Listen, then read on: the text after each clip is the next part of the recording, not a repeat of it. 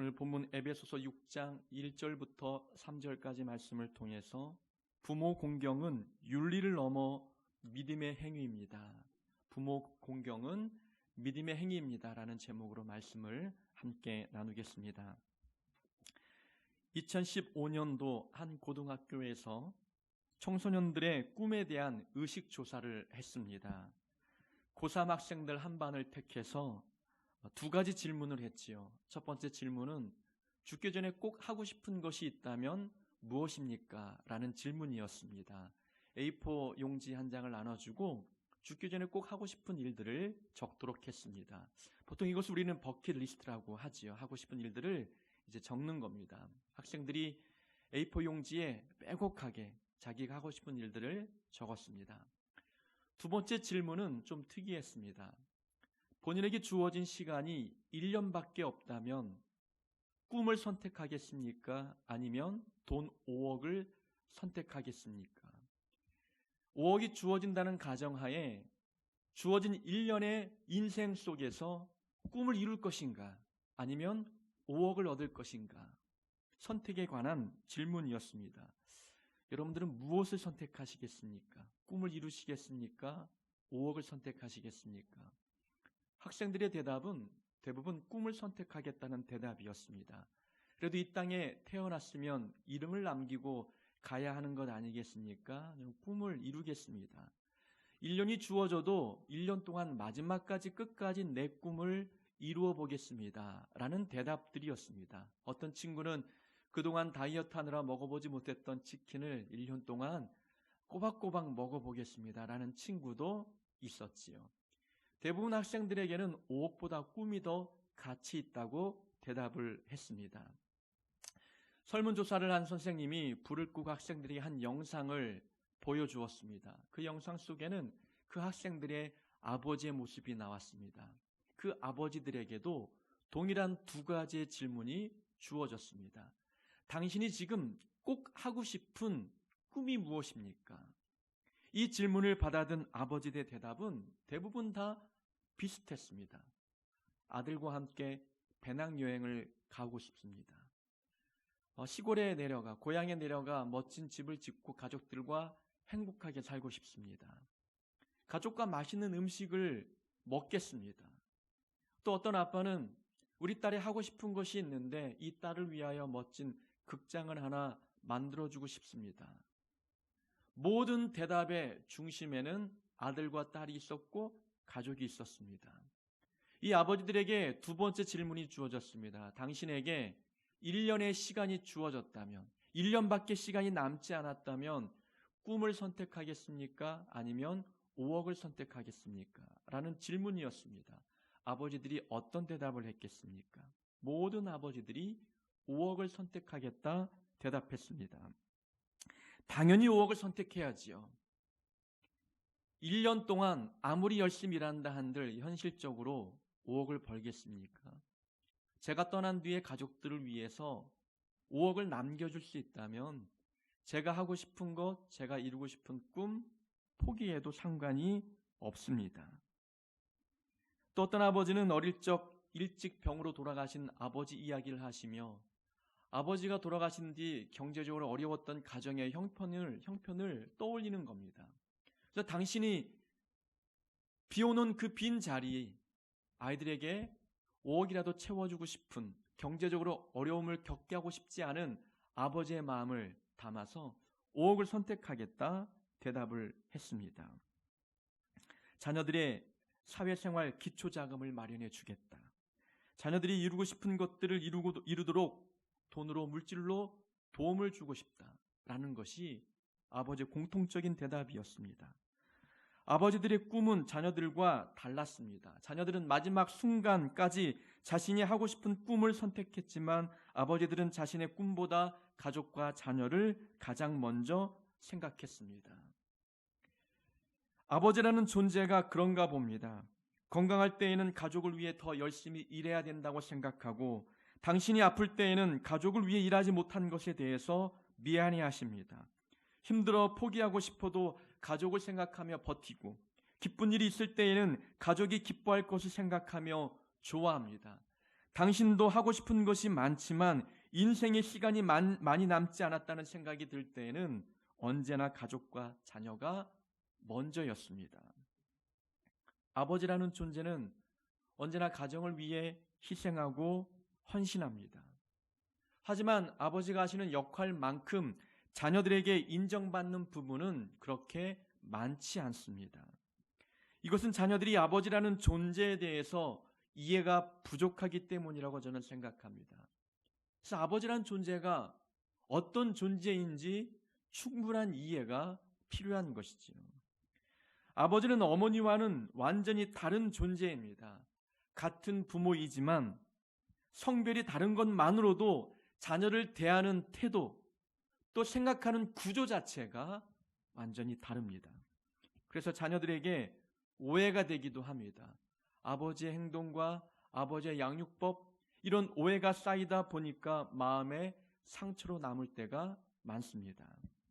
아버지는 아들은 남자로 대하고 딸은 여자로 대합니다. 무슨 말이냐? 아들이 길에 넘어지면 보통 아버지는 어떻게 합니까? 아들, 일어나. 아프지 않아. 이것 가지고 아파하지 말아야지. 힘내. 그렇지. 할 수 있어. 잘했어. 이것이 아버지가 아들을 대하는 모습이죠. 만약에 딸이 길을 걷다 넘어졌다. 그러면 아빠는 어떻게 하겠습니까? 어이구, 우리 이쁜 딸 넘어졌어. 누가 그랬어? 어디야? 다 다쳤어? 아프지 않아? 우리 불쌍한 딸 하고 안아주지요. 그러니까 딸을 대하는 태도와 아들을 대하는 태도, 아버지들은 다르다는 것입니다. 이것은 아버지가 아들과 딸을 차별하는 행동이 아닙니다. 아들과 딸을 다르게 대할 수밖에 없는 아버지들만의 특징입니다. 어머니는 아들과 딸을 똑같이 대합니다. 어머니 눈에는 아들도 자녀이고 딸도 자녀입니다. 그러나 아버지 눈에는 다릅니다. 아들은 남자이고 딸은 여자입니다. 그래서 다르게 대할 수밖에 없는 것이지요. 아버지 이런 태도는 자녀들에게 매우 중요한 영향을 미칩니다. 아들은 아버지를 통해 남자가 되어가고 딸은 아버지를 통해 여자가 되어갑니다. 성 정체성을 확립하게 해주는 대상이 바로 아버지라는 것이지요. 아버지라는 존재는 그래서 중요합니다. 어머니와 다른 존재인 아버지가 아들과 딸을 대할 때 그 아버지의 사랑 양육 방법을 통해서 아들은 남자로 딸은 여자로 길러지게 되는 법입니다. 아버지가 주는 사랑은 어머니가 주는 사랑과도 많이 다릅니다. 어머니의 사랑은 무조건적인 사랑입니다.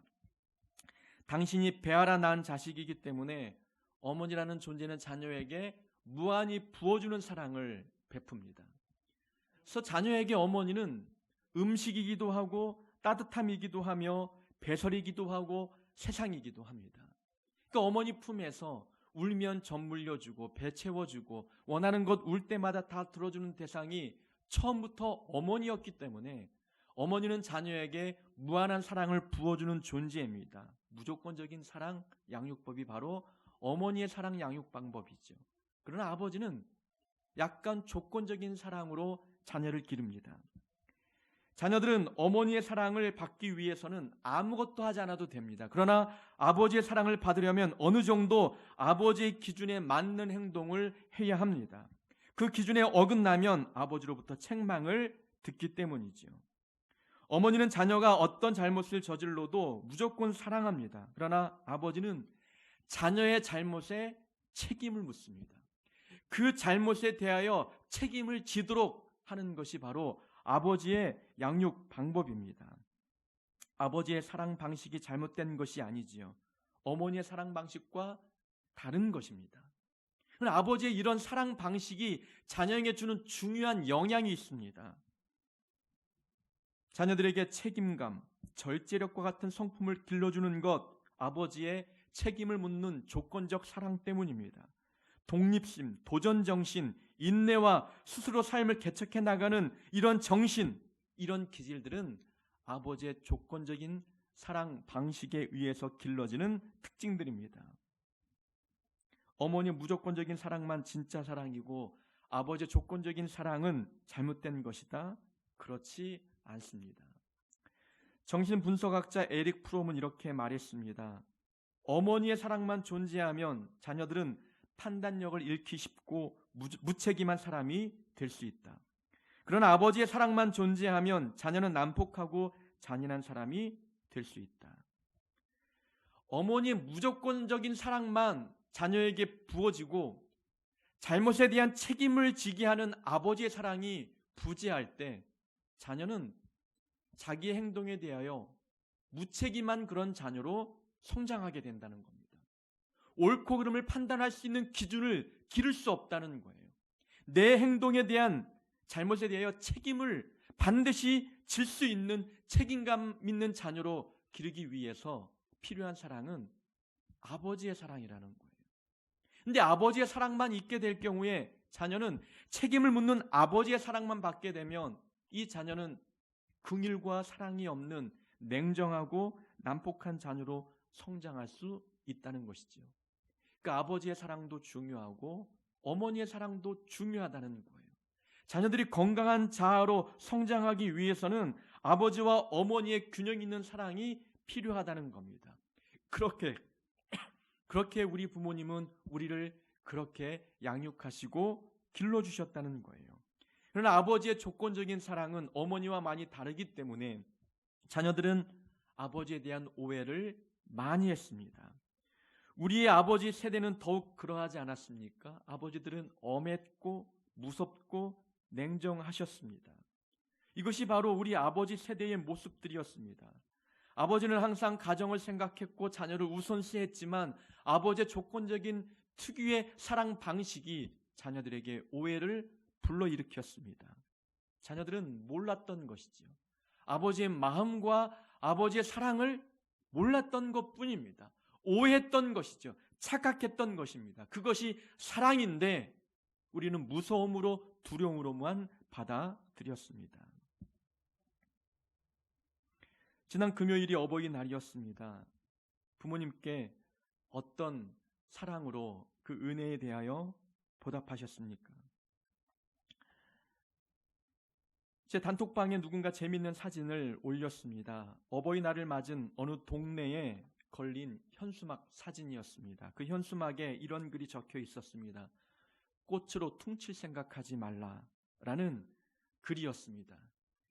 어버이 은혜를 꽃 하나로 때우려 하지 말라는 유머가 섞인 글이었지요. 우리 자녀들은 저에게 케이크와 편지를 적어 어버이 은혜에 감사했습니다. 그리고 작은 꽃 보이시죠? 직접 만든 이 꽃으로 어버이 은혜를 축하해 주었습니다. 그래서 제가 톡방에 남겼습니다. 우리 애들은 케이크하고 편지로 퉁쳤습니다.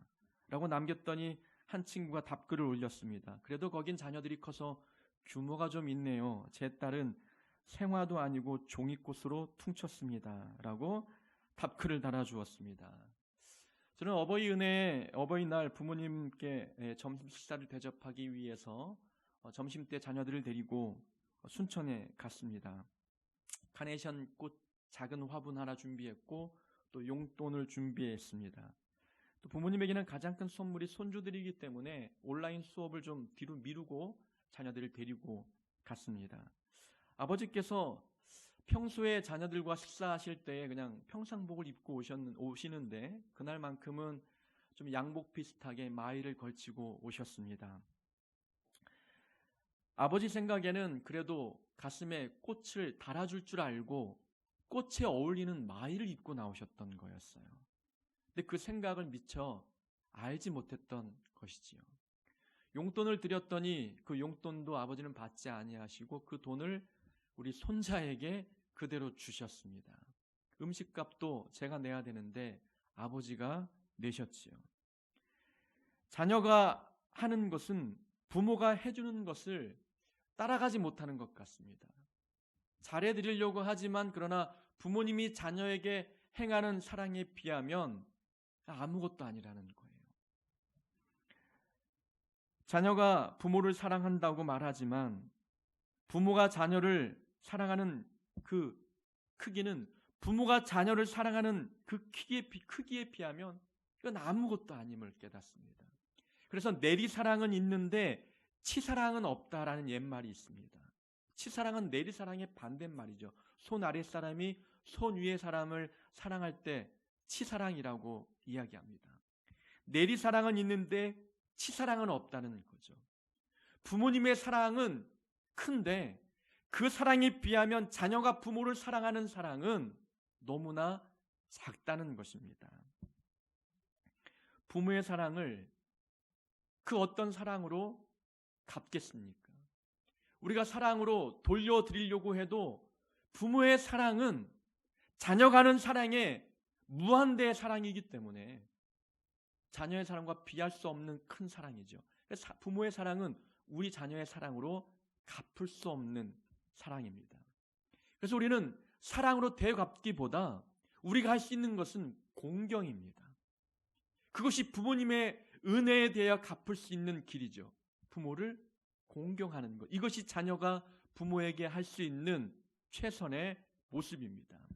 성경 그래서 우리에게 내 부모를 공경하라라고 명령하고 있습니다.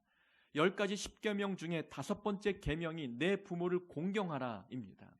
하나님은 부모 공경을 법으로 규정해 놓으셨습니다. 그러나 부모 공경은 법이 아니어도 모든 자연세계, 모든 인류가 도덕법으로 지킬 수 있는 윤리라는 것이지요. 하나님은 법으로 정해놓지 않아도 사람이라면 자기를 낳은 부모를 공경하게 되어 있습니다. 그런데 하나님은 그걸 10계명의 법으로 규정해 놓으셨어요. 의무라고 우리에게 말씀해 주고 있다는 것입니다. 이유가 무엇입니까? 부모 공경은 윤리의 기준에서 머물지 말아야 된다는 거예요. 세상의 도덕법으로 부모 공경의 기준을 말하지 말라는 겁니다. 부모 공경은 하나님을 섬기는 믿음이라는 것을 우리에게 가르쳐 주고 있는 것이에요.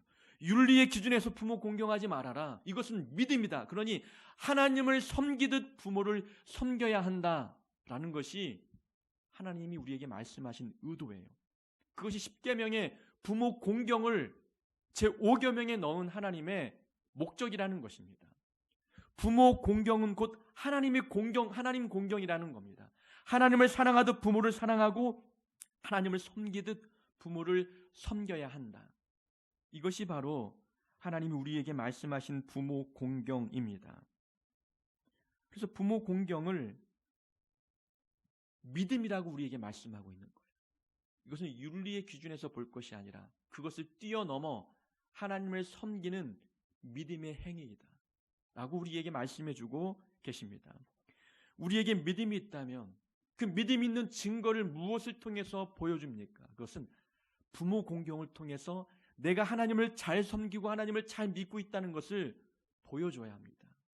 그러니까 하나님을 잘 섬기는 자녀들은 부모를 잘 공경할 수밖에 없는 것이지요. 오늘 함께 읽은 본문에도 부모에게 순종하라 이것이 옳으니라 내 아버지와 어머니를 공경하라 이것이 약속이 있는 첫 계명이니라고 우리에게 말씀하고 있습니다. 자, 부모에게 순종하는 일은 옳은 일입니다. 그러나 부모를 공경하는 것은 계명입니다. 자, 이 둘 중에서 순종과 공경 중에서 오늘 말씀에서 강조하고 있는 내용은 어느 쪽에 더 무게중심을 두고 있습니까? 순종입니까? 공경입니까? 순종은 옳은 일이에요. 그러나 공경은 계명입니다. 옳은 일보다 계명이 좀 더 우리에게 의무감으로 다가오지 않습니까? 계명은 지켜야 되는 것이거든요. 옳은 일은 해도 되고 안 해도 누가 뭐라 하지 않아요. 법에 저촉되는 일이 아니라는 것이지요. 순종보다 공경이 더 우리에게 무겁게 다가오는 말씀입니다. 하나님은 순종보다 공경에 무게중심을 더 두고 있다는 거예요. 이유가 무엇입니까? 공경은 부모를 대하는 내적인 태도이기 때문에 그렇습니다. 순종은 외적인 행동이에요. 부모님 말씀을 잘 따르는 외적인 행동을 의미합니다. 그러나 하나님이 보시는 것은 행동, 외적인 모습이 아니라 중심입니다. 하나님은 중심을 보시는 분이기 때문에 부모를 대할 때, 순종할 때 어떤 마음으로 순종하느냐 이것을 더 중요하게 여기시는 거예요. 공경은 부모를 대하는 내적인 마음, 자세입니다. 존중하고 존경하는 마음이죠.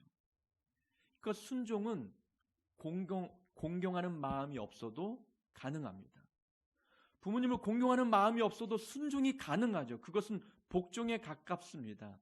하나님이 원하시는 순종의 모습이 아니지요. 순종하기 위해서는 공경의 마음이 따라가야 합니다. 그리고 하나님 앞에 우리가 정말 부모님을 공경하는 마음이 있는 자녀들은 누가 시키지 않아도 부모님 말씀에 순종합니다. 마음 중심에 부모님을 공경하는 마음, 존중하는 마음이 있기 때문에 겉으로 드러나는 순종의 행동은 자연스럽게 따라오게 되어 있죠. 그래서 하나님은 순종은 옳은 일이지만 공경은 계명이라고 말씀하시면서 마음의 중심, 부모를 공경하는 그 마음의 중심을 붙들라고 우리에게 법으로, 계명으로 명령하고 있습니다. 그렇다면 공경이란 구체적으로 어떤 마음 자세를 의미하는 것일까요? 공경이라는 자체가 부모를 대하는 내적인 태도라면 어떤 태도가 부모를 공경하는 것일까요? 두 가지를만 얘기해 봅시다. 하나는 감사의 마음, 이것이 부모 공경이고, 또 하나는 부모를 기쁘게 드리는 마음이 부모를 공경하는 마음입니다. 자, 감사, 부모를 공경하는 데 있어서 가장 기본이 되는 마음은 감사입니다.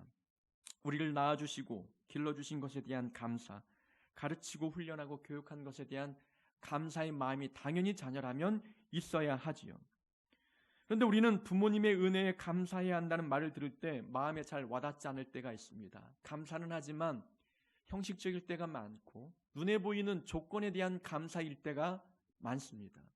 우리는 부모님의 은혜, 눈에 보이는 은혜만 생각해요. 먹여주시고 입혀주시고 잠 잘 자게 해주시고 가르쳐주시고 학교 보내주시고 또 용돈 주시고 이런 눈에 보이는 조건들에 대한 감사일 때가 많다는 거예요. 그러나 부모님의 은혜가 그것뿐이겠느냐라는 겁니다. 눈에 보이는 것만 부모님의 은혜냐? 눈에 보이지 않는 은혜가 더 많다는 거예요. 그래서 감사는 더 많이 해야 된다는 거예요. 우리가 룻기의 이야기를 좀 생각해 봅시다. 룻이라는 여인은 시어머니 나오미를 따라서 베들레헴에 왔습니다. 이 시어머니와 룻은 과부였지요. 이 룻은 젊을 때 남편을 잃고 고향에 돌아가 재가할 수 있는 기회가 있었지만 하나님을 향한 믿음의 결단을 가지고 시어머니를 따라 베들레헴에 왔습니다. 베들레헴에 왔지만 먹을 음식도 없고 가난했습니다. 그래서 룻은 추수 때가 되었기 때문에 밭에 나가 이삭을 주우며 주운 이삭으로 어머니와 함께 끼니를 때웠습니다. 근데 그가 하나님의 은혜로 보아스의 밭에 가서 이삭을 줍기 시작했어요. 이삭을 줍는 행동은 이것은 율법으로 보장된 행동이었습니다. 하나님은 명령하셨죠. 추수할 때 땅에 떨어진 이삭을 줍지 말라. 땅에 떨어진 이삭은 가난한 자들의 몫이라고 법으로 정해 놓으셨어요. 그러니까 땅에 떨어진 이삭은 가난한 자들이 주워가도 밭 주인이 뭐라 할 수 없었어요. 근데 보아스는 땅에 떨어진 이삭을 룻이 줍는 모습을 보고 종들에게 명령합니다. 곡식을 벨 때에 다발에서 곡식을 많이 한 움큼 떼어 땅에 버려두어라. 명령했던 것이죠. 일부러 곡식을 떨어뜨리라는 것입니다. 이 사실을 룻이 알았을까요? 몰랐을까요? 룻은 몰랐습니다. 이삭을 줍다가 그녀는 깨닫겠죠.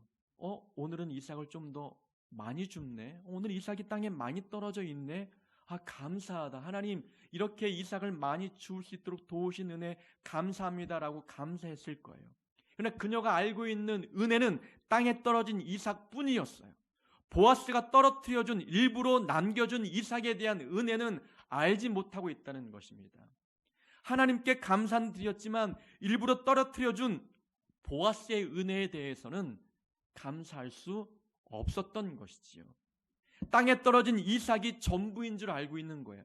눈에 보이는 것이 전부인 줄 알고 있습니다. 눈에 보이는 은혜가 전부인 줄만 알고 있는 거예요. 그러나 그 배후에 내가 알지 못하는 은혜가 있다는 것을 룻은 모르고 있는 거예요. 그러니 감사도 한계가 있지 않겠어요? 눈에 보이는 것에만 국한된 감사를 할 수밖에 없는 거예요. 내가 알지 못하니까.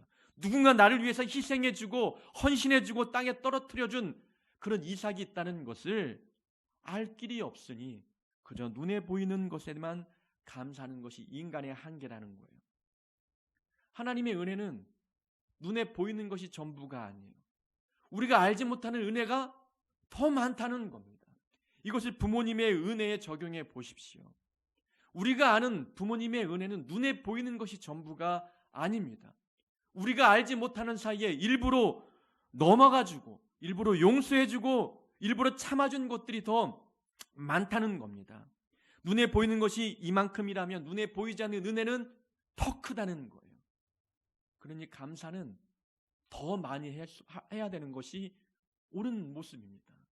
눈에 보이지 않는 은혜가 더 많기 때문에 감사를 요만큼 하고 싶다가도 내가 모르는 은혜가 있겠구나 싶은 마음, 그런 생각이 들면 더 많은 감사를 드려야 되는 것이 자녀에 마땅한 도리라는 것입니다. 제가 호주에 유학 생활할 때 청소 일을 했다고 말씀을 드렸죠. 처음으로 했던 청소 일이 시드니 오페라 하우스가 보이는 그 빌딩의 엘리베이터와 그리고 로비를 청소하는 일이었습니다. 부자들이 사는 곳이었어요.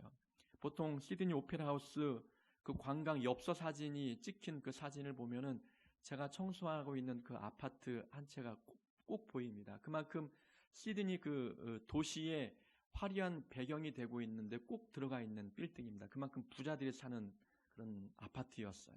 제가 새벽에 청소하러 가면 그 아파트에 살고 있는 사람은 이제 멋진 트레이닝복을 입고 새벽 운동을 하기 위해서 나옵니다. 그 사람이 딱 엘리베이터 타고 나오면은 로비에 있는 경비가 문을 직접 다 열어주는 그런 곳이었어요. 그곳에서 새벽마다 청소할 때 처음 하는 청소 일이었기 때문에 마음의 준비가 잘 되어 있지 않았어요. 그래서 부끄러움 생각, 창피한 마음도 있었지요. 그때 드는 생각이 있었습니다. 내 딸이 아빠 이런 모습을 보면 어떤 생각을 할까? 이런 생각이 문득 드는 거예요. 그런 생각이 들면은 더 마음이 힘들어지는 거예요. 좋은 모습을 보여줘야 되는데 이런 좋지 못한 부끄러운 모습을 보여주면 자녀가 어떤 마음을 가질까 하는 생각이 들면 마음이 힘들어지는 것이죠. 그때 문득 들었던 생각은 어릴 적 제가 초등학교 1학년 때 아버지가 초등학교 앞에서 핫도그를 굽던 모습이 떠올라지는 거예요. 그때 돈을 벌기 위해서 가난한 삶을 탈피하기 위해서 핫도그를 구우며 장사하셨거든요. 그때 아버지의 마음도 이랬을까? 그때 아버지의 느낌도 이랬을까라는 생각이 드는 것이지요. 눈에 보이는 것만이 전부가 아니었던 거였어요. 내 눈앞에 떨어지는 먹을 것, 입을 것, 잠잘 것, 이것만 부모가 공급해 주는 줄 알았지만 그러나 그것을 공급해 주기 위해서 부모님은 부끄러움을 감수해야 했고 자존심을 버려야 했습니다. 누군가에게 아쉬운 소리를 해야만 우리가 먹을 것, 입을 것을 얻을 수가 있었던 것이었지요. 우리는 눈에 보이는 것만 은혜라고 생각하지만 눈에 보이지 않는 것이 더 많았다는 거예요. 우리를 위해서 부모님이 어떤 감정과 무엇을 참고 견뎌냈는지, 그때 부모님의 생각과 감정이 어떠했는지 우리는 알지 못한다는 거예요. 내색하지 않으셨기 때문에, 우리에게 보여주지 않았기 때문에, 우리에게는 좋은 것만 보여주고 또 풍성한 것만 보여주려고 노력하셨던 부모님의 모습이었기 때문에 우리가 알지 못하는 수많은 은혜가 더 많다는 거예요. 그래서 부모님의 은혜에 대한 감사를 할 때에는 더 많은 감사가 있어야 되는 거예요. 더 많은 감사를 담아 부모님을 공경하는 것이 하나님이 원하시는 진정한 효라는 것입니다. 부모를 공경할 때 감사의 마음을 담아야 하지만 또 다른 공경의 또 다른 모습은 부모님의 마음을 기쁘게 해드리는 것입니다. 아까도 말씀드렸지만 부모님의 사랑을 우리가 사랑으로 되갚는다. 이것은 불가능합니다. 부모님의 사랑이 더 크기 때문이죠. 근데 우리가 할 수 있는 것이 있어요. 자녀가 할 수 있는 것, 그것은 부모님의 마음을 기쁘게 해드리는 것입니다. 부모님도 우리 자녀에게 원하는 것은 내가 너에게 이만큼 사랑을 주니 그만큼 사랑을 돌려다오, 이것이 아니지요. 부모님은 사랑을 부어주시고 대신 얻고 싶은 것이 있어요. 그것이 무엇입니까? 기쁨인 거예요. 그 기쁨을 부모님께 돌려드리는 것은 그렇게 어려운 일이 아닙니다. 부모님 원하는 것은 큰 게 아니잖아요. 그저 부모가 자녀에게 사랑을 부어주면 잘 먹고 잘 싸고 잘 자는 것, 이것만 봐도 부모님은 기뻤어요. 건강하게 자라는 것만 봐도 기뻤어요. 그저 자녀가 자기의 삶에 충실하는 모습을 보면 기뻤고, 자녀가 잘 되는 모습 보면 부모는 기뻤어요. 부모에게 뭔가 물질적으로 조건적으로 돌아가지 않아도 자녀가 자기의 삶에 충실한 삶을 살아가는 모습만 보아도 부모는 행복했고 기뻤습니다. 이런 기쁨을 돌려드리는 것이 부모 공경이라는 것입니다. 사랑을 사랑으로 갚을 수 없지만 부모님의 사랑을 기쁨으로는 충분히 갚을 수 있다는 것이지요. 그래서 잠언에도 이렇게 말씀합니다. 내 부모를 즐겁게 하여 너 낳은 어미를 기쁘게 하라. 자녀가 할 수 있는 것은 부모님을 즐겁게 하고 기쁘게 하는 것. 이것이 자녀가 할 수 있는 부모 공경이라는 것입니다. 매일 아침마다 아버지께서 좋은 글을 톡으로 늘 보내주십니다. 들어보니까 한 100여 명에게 그 글을 보내신다고 하는데 주중에 부모님의 은혜에 대한 부모님의 어떤 관련된 글을 보내오셨습니다. 어느 부모님이 자식에게 보낸 편지 글이었어요. 이 편지 글을 보면 부모가 자녀에게 원하는 것이 그렇게 크지 않다는 것을 알 수가 있습니다. 부모가 원하는 기쁨이 무엇일까라는 것을 이 편지를 통해서 알 수 있지요. 좀 길지만 좀 요약해서 읽어드리겠습니다. 내 사랑하는 아들, 딸들아, 언젠가 우리가 늙어 약하고 지저분해지거든 인내를 가지고 우리를 이해해다오. 늙어서 우리가 음식을 흘리면서 먹거나 옷을 더럽히고 옷도 잘 입지 못하게 되면 내가 어렸을 적 우리가 먹고 입혔던 그 시간들을 떠올리면서 미안하지만 우리의 모습을 조금만 참고 받아다오. 늙어서 우리가 말을 할 때 했던 말을 하고 또 하더라도 말하는 중간에 못하게 하지 말고 끝까지 들어주면 좋겠다. 내가 어렸을 때 좋아하고 듣고 싶어 했던 이야기를 내가 잠이 들 때까지 셀 수 없이 되풀이하면서 들려주지 않았니? 훗날에 혹시 우리가 목욕하는 것을 싫어하면 우리를 너무 부끄럽게 하거나 나무라지는 말아다오. 수없이 핑계를 대면서 목욕을 하지 않으려고 도망치던 너의 옛 시절의 모습을 기억하고 있니? 다리에 힘이 없고 쇠약하여 우리가 잘 걷지 못하게 되거든 지팡이를 짚지 않고도 걷는 것이 위험하지 않게 도와줄 수 있겠니? 내가 뒤뚱거리며 처음 걸음마를 배울 때 우리가 내게 한 것처럼 내 손을 우리에게 빌려다오. 그리고 언제나 나중에 우리가 더 이상 살고 싶지 않다고 말하면 우리에게 화내지 말아다오. 너도 언젠가 우리를 이해하게 될 테니까. 노인이 된 우리의 나이는 그냥 단순히 살아온 것을 이야기하는 것이 아니라 우리가 어떻게 생존해 있는가를 말하고 있음을 이해해다오. 비록 우리가 너를 키우면서 많은 실수를 했어도 우리는 부모로서 줄 수 있는 가장 좋은 것들과 부모로서 보여줄 수 있는 가장 좋은 삶을 너에게 보여주려고 최선을 다했다는 것을 언젠가는 너도 깨닫게 될 것이다. 사랑한다 내 아들 딸들아, 내가 어디에 있든지 무엇을 하든지 너를 사랑하고 너의 모든 것을 사랑한단다. 부모가 자녀에게 원하는 것, 얻고 싶은 기쁨은 다른 게 아닙니다. 그저 이해해달라는 것. 그리고 부모가 자녀를 사랑했다는 것을 기억해달라는 것. 내 이야기를 좀 들어달라는 것. 함께 있어주는 것. 좀 거들어주는 것. 지팡이 역할만 해주는 것. 나무라지 않는 것. 잔소리하지 않는 것. 이런 것이 부모가 자녀에게 원하는 기쁨들이라는 것입니다. 그렇게 큰 것들이 아니지요. 우리가 자녀에게 쏟는 사랑만큼, 아니 그보다 못한 작은 관심을 부모에게 돌린다면 충분히 기쁨이 담겨있는 공경을 우리 부모님께 해드릴 수 있습니다. 부모 공경은 이것은 윤리 도덕이 아닙니다. 하나님의 명령이기 때문에 하나님을 섬기는 믿음의 행위가 바로 부모 공경입니다. 하나님을 섬기듯 부모를 섬기고 하나님을 사랑하듯 그렇게 부모를 사랑해야 합니다. 부모님의 은혜는 우리가 알지 못하는 은혜가 있다는 것을 깨닫고 감사할 때 더 많은 감사를 할 수 있어야 합니다. 그리고 부모를 기쁘게 드리는 것이 부모 공경임을 깨닫고 항상 부모님의 마음을 기쁘게 해드리는데 우리가 관심을 줄 수 있는 그런 믿음의 자녀가 될 수 있기를 바랍니다. 그렇게 효도할 수 있는 우리 모두가 되길 주의 이름으로 축원합니다.